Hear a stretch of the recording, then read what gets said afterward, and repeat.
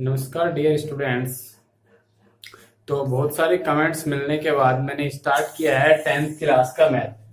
बहुत सारे स्टूडेंट्स बहुत दिनों से कमेंट कर रहे हैं कि सर 10th मैथ पढ़ाओ, 10th का मैथ पढ़ाओ।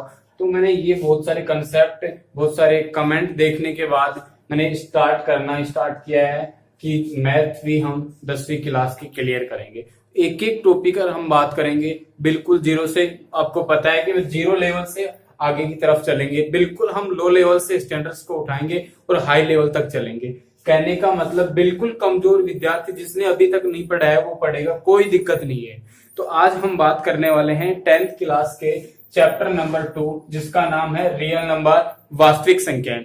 अब देखिए, वास्तविक संख्याएं, नाम से पता चल रहा है वास्तविक संख्याएं। अब संख्याएं जो होती हैं वो हमें पता है कि संख्याएं क्या होती है, या तो काल्पनिक होती है या वास्तविक होती है।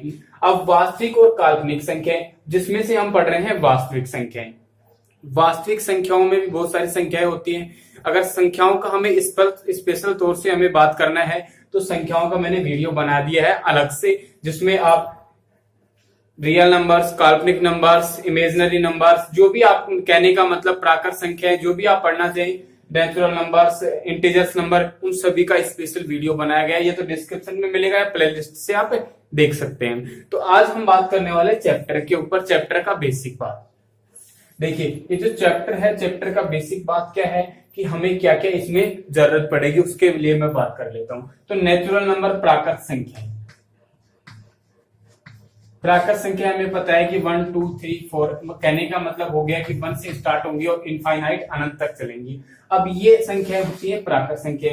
अब देखना, बात करते हैं किसकी। हमारे पास क्या होती है, सम संख्या।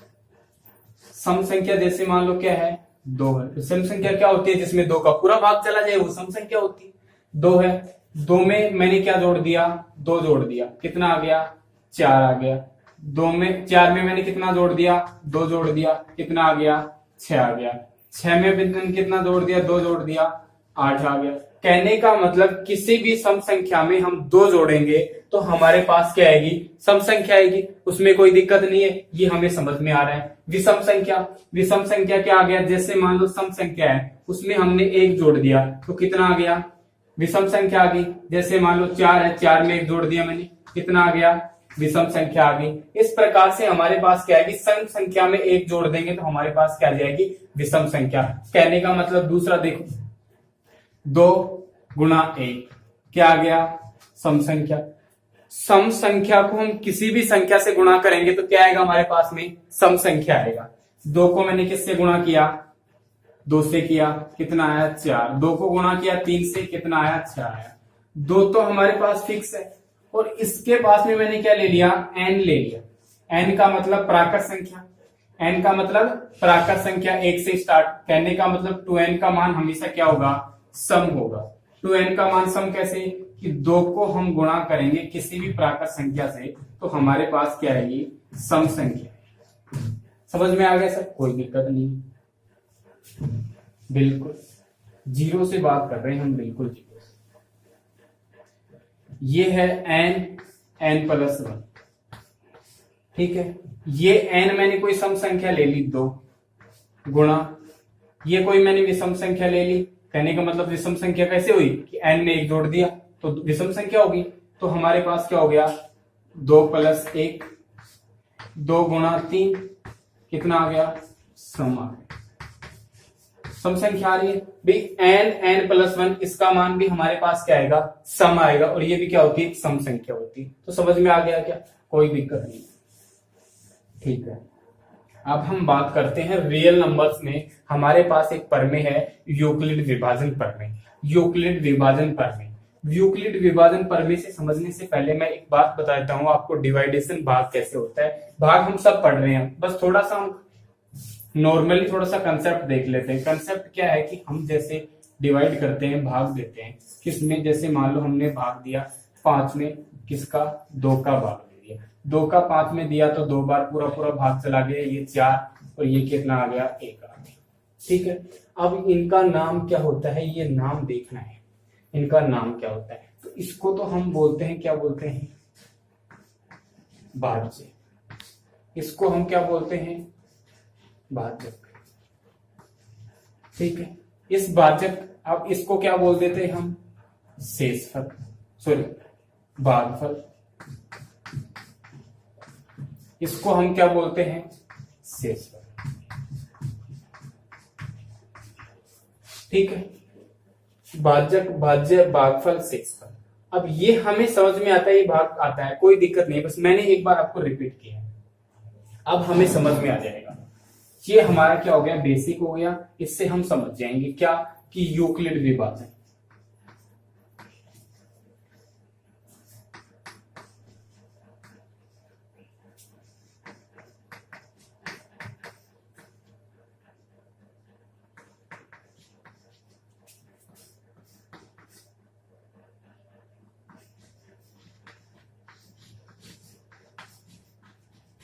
एल्गोरिथम कहने का मतलब क्या हो गया, यूक्लिड विभाजन प्रमेय का।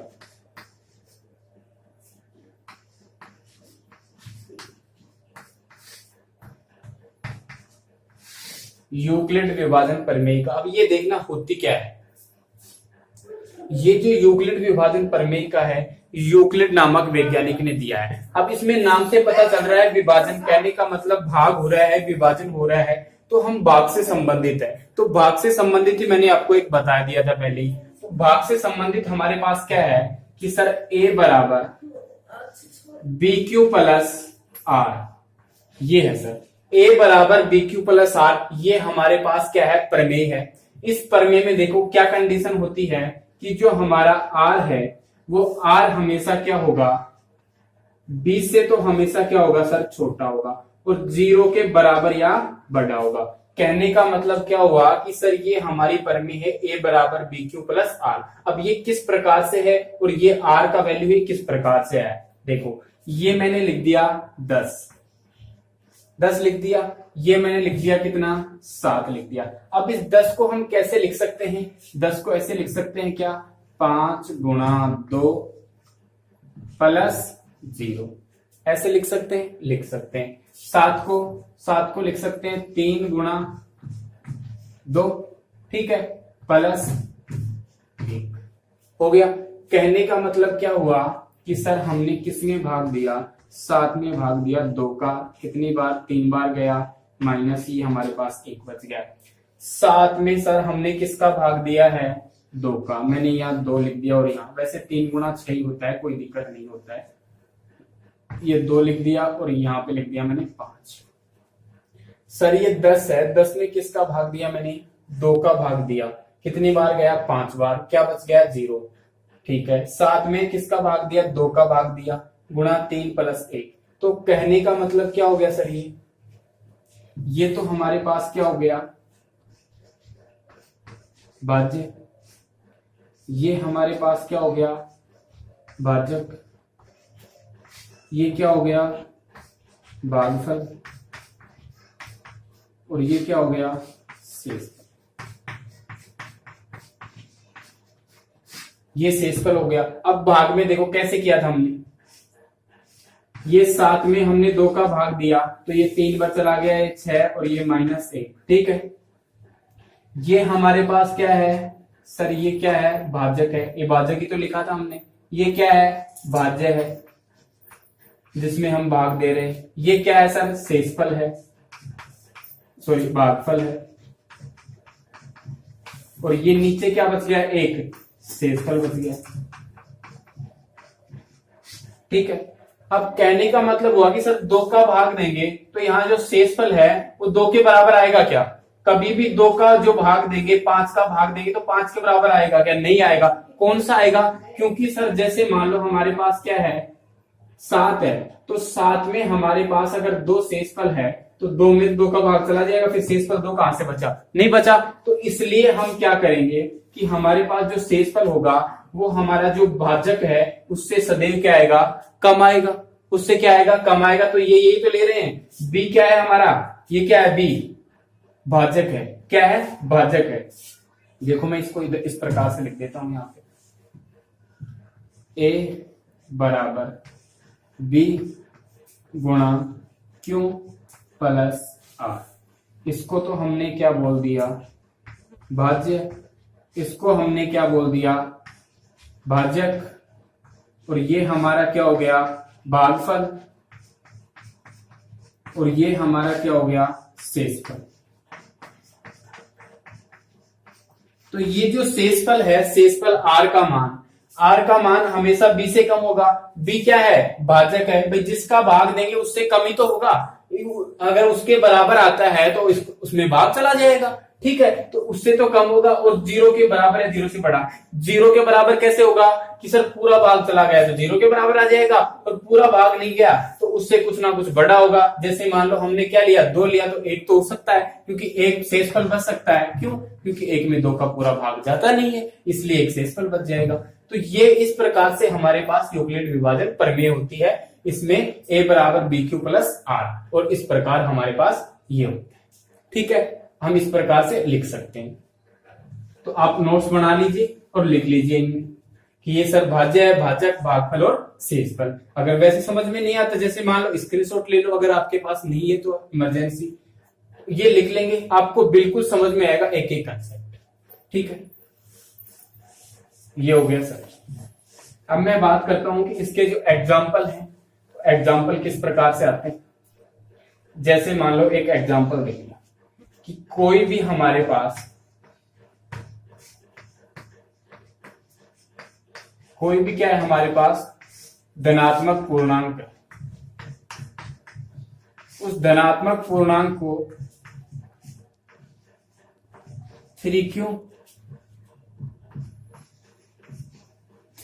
प्लस 1 व 3q प्लस 2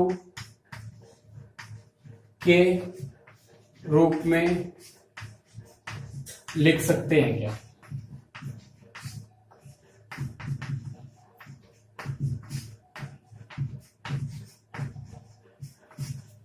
जहां Q क्या है, पूर्णांक।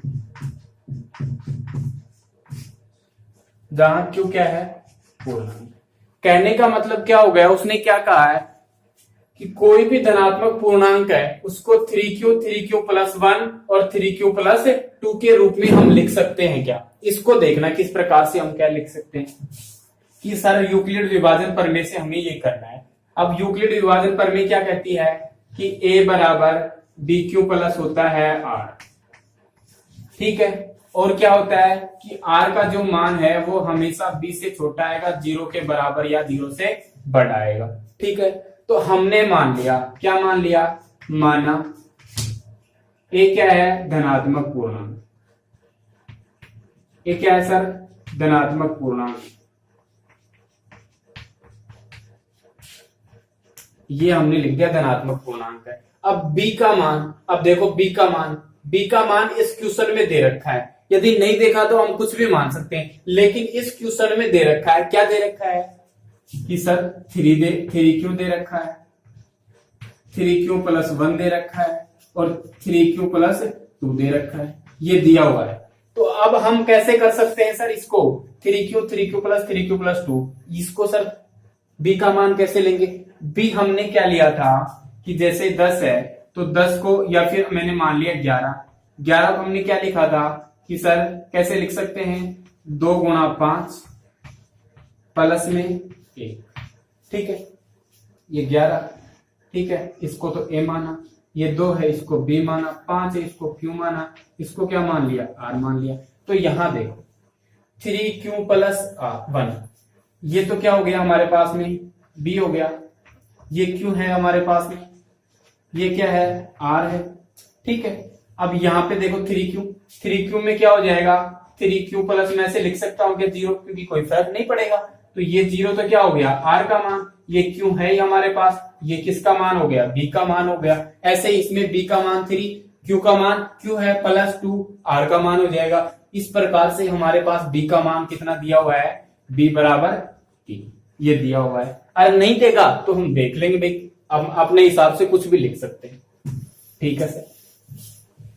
अब देखो b का मान 3 है तो r के मान क्या हो सकते हैं, b का मान 3 है तो r के मान क्या हो सकते हैं सर, r का मान ये हो सकता है क्या कि हमेशा कंडीशन क्या है, बी से तो छोटा होगा, बी से छोटा होगा, बी बराबर 3 है तो बी से छोटा कितना हो जाएगा, 2 हो जाएगा, 1 हो जाएगा और 0 हो जाएगा। ठीक है, -1 क्यों नहीं ले रहे, क्योंकि पहले कह दिया कि धनात्मक पूर्णांक है, तो धनात्मक पूर्णांक ही हमें लेना है। तो ये हमारे पास किसके मान हो जाएंगे, r के मान हो जाएंगे। अब r बराबर 0 पर हम देख लेते हैं कि r बराबर 0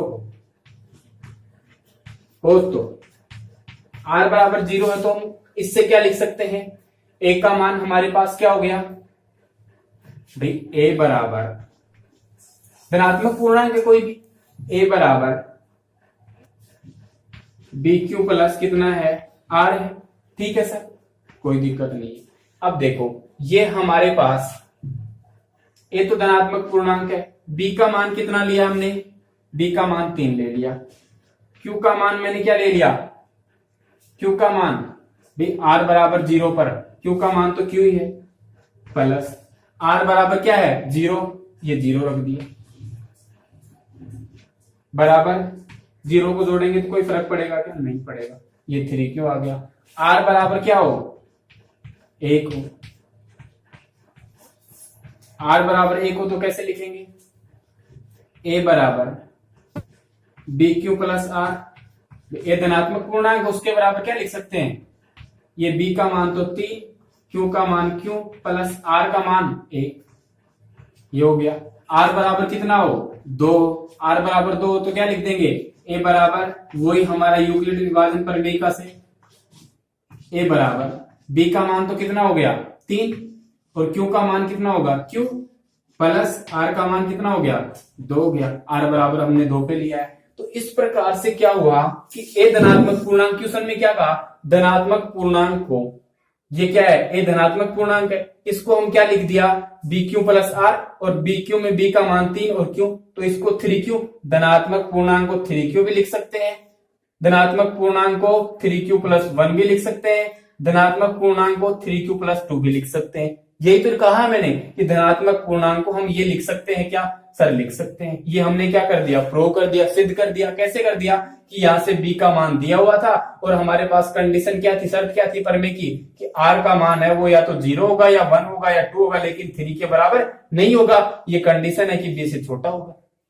आगे समझ में, ठीक है। एक बार और बता देता हूं मैं कि r बराबर 0 रख दिया तो r की वैल्यू तो ये 0 आ गई, a है ये a धनात्मक पूर्णांक है, b है b की जगह हमने कितना रख दिया 3, क्योंकि 3 इसमें दिया हुआ है इसलिए रख दिया 3 प्लस 0, 0 से कोई फर्क नहीं पड़ेगा, 3q ऐसे कैसे same 3q plus 1 3q plus 2। आगे समझ में, ठीक है सर। ऐसे क्वेश्चन आता है, ऐसा एक एग्जाम्पल भी आपकी बुक में।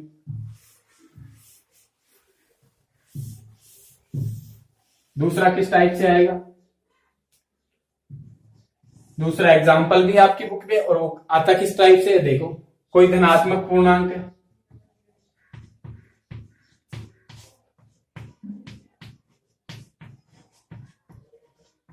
कोई धनात्मक समपूर्णांक,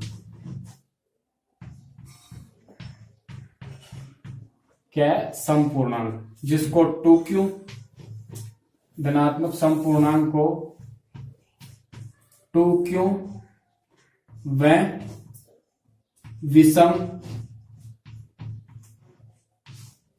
विषम पूर्णांक को 2q प्लस 1 के रूप में लिख सकते हैं क्या,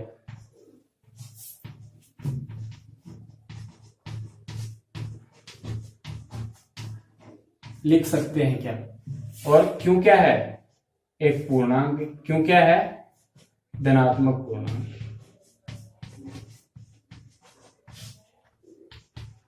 ये धनात्मक पूर्णांक,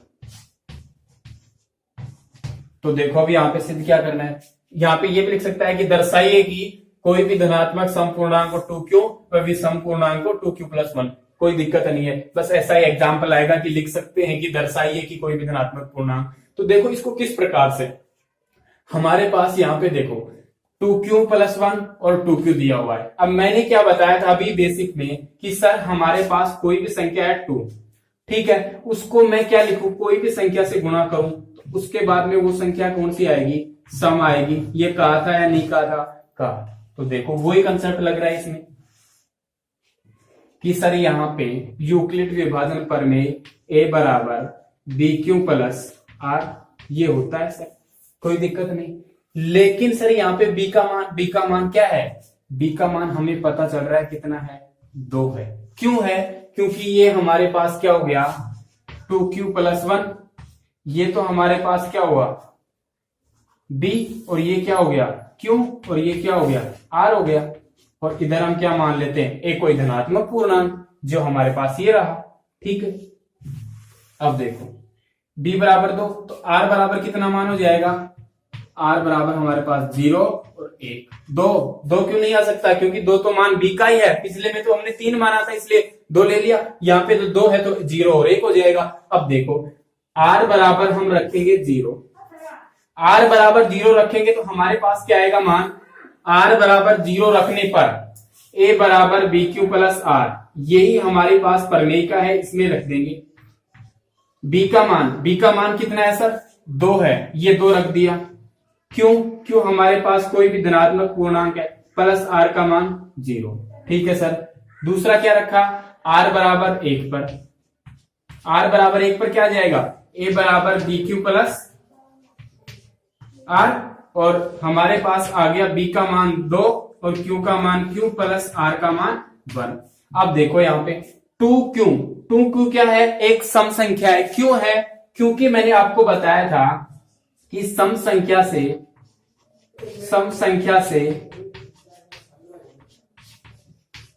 किसी भी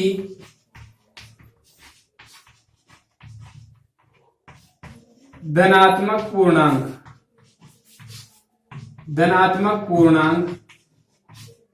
को गुणा करने पर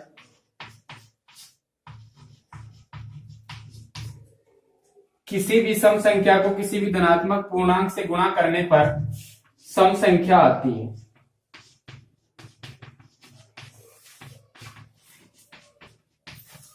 सम संख्या आती है, आप देख भी सकते हैं कैसे कि सर 2 को गुणा कर दो 1 से, 2 आ गया, 2 को गुणा कर दो 3 से, कितना आ गया, 6 आ गया।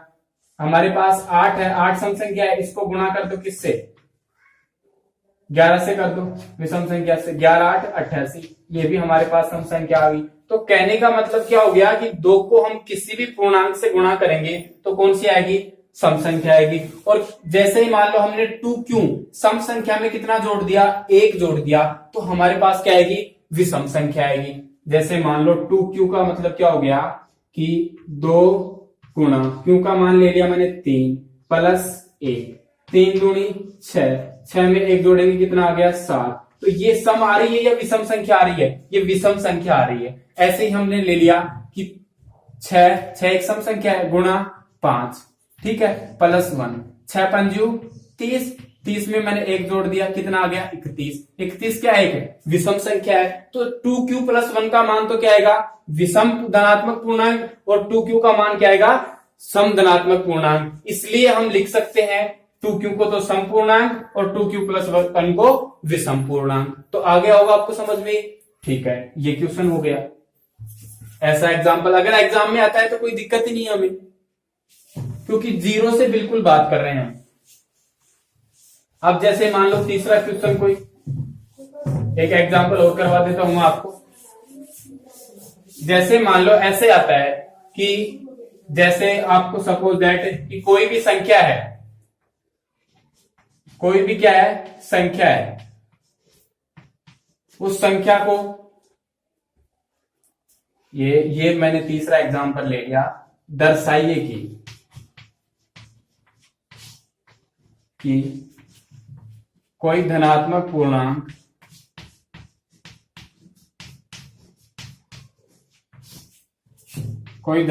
पूर्णांक का वर्ग करने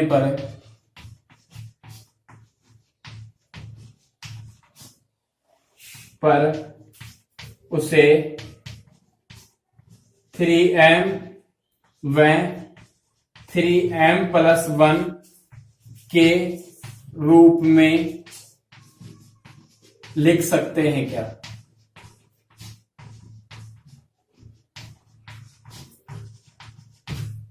लिख सकते हैं क्या, ये क्वेश्चन हो गया। ठीक है, अब इसको हम किस प्रकार से करेंगे, वर्ग आए क्यूब आए कोई दिक्कत नहीं, इस प्रकार से बताऊंगा कि कोई भी दिक्कत नहीं आएगी आपको, चाहे वर्ग करो चाहे क्यूब करो, कोई कहीं भी प्रॉब्लम नहीं आएगी। तो अब हम वही कंसेप्ट की बात कर रहे हैं। कंसेप्ट क्या है हमारे पास में, ये दर्शाइए कोई भी धनात्मक संख्या, कोई भी हम क्या ले लेते हैं, धनात्मक संख्या ले लेते हैं, धनात्मक पूर्णांक संख्या। अब मैंने धनात्मक पूर्णांक संख्या जैसे मान लो ले लिया 3q ले लिया, ठीक है, ये हमारे पास 3q ले लिया। जैसे सपोज दैट मैंने ले लिया कि यहाँ पे यूक्लिड विभाजन प्रमेय लगाना है, a बराबर bq प्लस r, और b का मान हमने ले लिया कितना, 3 ले लिया। ठीक है, b का मान 3 लेंगे तो अभी हमने सिद्ध किया था कि b का मान 3 है तो r का मान 0, 1 और 2 होगा। भाई r का मान कितना होगा, 0 होगा, 1 और होगा और 2 होगा। क्यों होगा, क्योंकि b से हमेशा क्या आता है, छोटा आता है। तो r का मान लिख दो, r का मान क्या लिख दिया, 0, 1 और 2, ये r का मान हो गया। 0, 1 और 2 पे r का मान क्या क्या आता है, क्या क्या आता है कि सर एक तो आता है 3q, एक हमारे पास क्या आता है 3q प्लस 1 आता है, और एक क्या आता है हमारे पास 3q प्लस 2 आता है।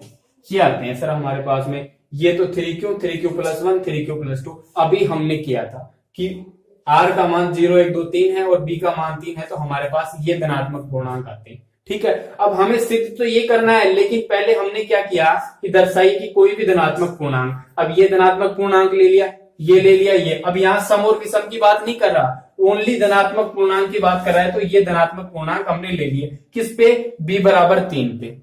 b बराबर 3 क्यों लिया है, क्योंकि क्वेश्चन में भी हमारे पास कितना है, 3 है, इसलिए b बराबर 3 ले लिया सर। ठीक है, ये तो एक धनात्मक पूर्णांक ये ले लिया, एक धनात्मक पूर्णांक ये ले लिया और एक धनात्मक पूर्णांक ये ले लिया। अब देखो इसका क्या करना है, वर्ग करना है। वर्ग करने पर ये आने चाहिए, तो वर्ग कर दो। इसका वर्ग कर दिया तो इसका वर्ग करने पर हमारे पास क्या आ गया, भाई ये कोई धनात्मक पूर्णांक है, ये हमारे पास क्या है, धनात्मक पूर्णांक। इसका वर्ग किया तो उसको वर्ग करने पर ये लिख सकते हैं क्या, वर्ग कर दो। 3 का वर्ग करोगे तो कितना हो जाएगा 9, क्यों का वर्ग करोगे तो कितना हो जाएगा क्यों स्क्वायर। ठीक है, 9 को मैं क्या लिख सकता हूं, 3 गुना 3 क्यों, 3 गुना 3, 3 मल्टीप्लाई 3। ठीक है, इसको हम ये लिख सकते हैं, इसको गुणा करेंगे तो हमारे पास क्या आ जाएगा 3 गुना 3 क्यों स्क्वायर। अब इसको देखो, मैंने इसको तो मैंने क्या मान लिया, m मान लिया। क्या मान लिया, m बराबर 3q स्क्वायर, 3 गुणा क्या लिख सकता हूं m, जिसको क्या हो गया 3 है। लिख सकते हैं नहीं लिख सकते, भाई ये तो हमारे पास क्या है, ये एक धनात्मक पूर्णांक की तो है 3q, तो इसको मैंने m ही तो माना है। कोई दिक्कत है क्या, भाई m भी मान सकते हैं, q भी, k भी, n भी, p भी, कुछ भी दे, आपको कोई दिक्कत नहीं है कि m की जगह p दे दिया सर कैसे करेंगे, कोई दिक्कत नहीं है। p का मान मान लेंगे, p बराबर 3q स्क्वायर मान लेंगे, n देगा तो n मान लेंगे, उससे कोई दिक्कत नहीं, घबराना नहीं है आपको। अब बात करते हैं a बराबर 3q प्लस 1, इसका स्क्वायर कर दो। इसका स्क्वायर करोगे तो हमारे पास इसका स्क्वायर करोगे तो क्या आएगा, ये मैंने स्क्वायर कर दिया। चलो मैं नीचे स्टेप पे कर देता हूं, यहां पे कर 3q प्लस 1 का इसका स्क्वायर कैसे करेंगे, a प्लस बी का होल स्क्वायर बराबर a square plus 2ab plus b square. इस सूत्र से करेंगे बिल्कुल सर। ठीक है, a का स्क्वायर 3 का स्क्वायर करोगे तो कितना हो गया 9, q का q स्क्वायर। ठीक है सर, प्लस ab, a तो कितना है 3q और b कितना है 1 है। 3q को a से गुणा 1 से गुणा करोगे तो कितना आ जाएगा 3q आ जाएगा, लेकिन 6q, भाई 2 भी तो है 2ab, a और b ये आ गया और 2 हमारे पास मल्टीप्लाई कर दिया। प्लस हमारे पास कौन सी संख्या आ रही है उसको ध्यान रखो कि हमारे पास b का स्क्वायर है, तो b का स्क्वायर करेंगे हम, तो b का स्क्वायर के लिए हमारे पास क्या आ जाएगा, 1 आ जाएगा, 1 का स्क्वायर 1 हो गया। ठीक है सर, कोई दिक्कत नहीं है हमारे पास। लेकिन आगे हम कॉमन ले रहे हैं, कॉमन क्या लेंगे, हमारे को क्या लेके आना है, 3 लेके आना है। तो देखो 3 कहां पे कॉमन आ रहा है, ये 3 मैंने कॉमन ले लिया, तो यहां कितना बच गया, 3q स्क्वायर प्लस 6q, तो यहां पे मैंने 3q कॉमन ले लिया, 3 कॉमन ले लिया, कितना बच गया, 2q बच गया। ठीक है, प्लस 1 ये आ गया। ठीक है, ये +1 आ गया। ऊपर मैं इसको मिटा देता हूं, यहां लिख देता हूं। तो ये हमारे पास क्या आ गया, 3q + 2, ये हमारे पास आ गया 3 और 3q स्क्वायर प्लस 2q + 1। इसको मैंने क्या मान लिया, m मान लिया। क्या मान लिया, m। तो ये क्या आ गया, 3m + 1। भाई m के बराबर मैंने क्या मान लिया कि 3q स्क्वायर प्लस 2q, और ये क्या है, एक पूर्णांक संख्या है, तो ये भी हमारे पास क्या है, पूर्णांक, तो 3m + 1 आ गया। अब ऐसे ही हमने इसका स्क्वायर किया, किसका, 3q + 2 का स्क्वायर, इसका भी इसी सूत्र से कर देंगे हम। देखो इसी सूत्र से क्या करने, इसी सूत्र से करेंगे तो क्या आ जाएगा, 3 का स्क्वायर तो क्या हो गया, 9q स्क्वायर, ये आ गया सर। दूसरा क्या है, ab, 3 दूनी 6 और 2ab है, तो 6 दूनी 12 क्यों आ जाएगा, प्लस क्या आ जाएगा, b स्क्वायर, तो b 2 है, 2 का स्क्वायर करोगे कितना आ जाएगा, 4 आ जाएगा। कोई दिक्कत नहीं है सर। अब इसमें कॉमन क्या आ रहा है वो देखो, इसमें कॉमन आ रहा है 3, यहां पे क्या आ जाएगा, 3q square plus 4q plus ये कितना है, 4 को क्या लिख सकता हूं मैं, 3 + 1। अब 3 इसमें भी कॉमन आ रहा है, या फिर इसको ऐसे भी कर सकते हैं हम, यहां से इसको तो हमने क्या लिख दिया, 9q square plus 12q plus, इसको लिख सकता हूं 3 + 1। सर 4 को 3 + 1 लिख सकते हैं, लिख सकते हैं सर। 3 कॉमन ले लिया, तो यहां कितना बच गया, 3q प्लस यहां कितना बच गया, 4q, भाई ये स्क्वायर है, स्क्वायर कर लेना है, प्लस ये कितना है, 1। यहां अंदर क्या बच जाएगा, 1 बच जाएगा, ये 1 बच गया।